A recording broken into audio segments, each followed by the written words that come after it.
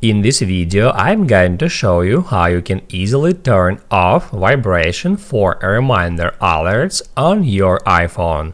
Be sure to watch the video to the very end so you don't make any mistakes, and of course do not forget to like this video and subscribe to my channel.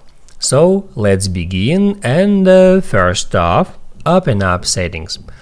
On Settings, tap at Sounds and Haptics. You will be taken to this page where you can easily find reminder alerts. Just tap on it, and then at the very top tap at Vibration. And now if you want to turn off vibration for reminder alerts, you can at the very bottom hit Add None.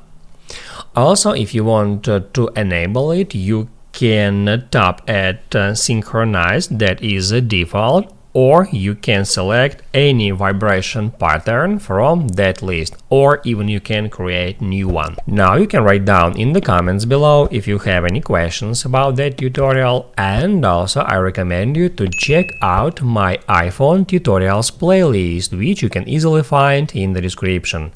Hit the like button if you liked that video, and see you in the next one.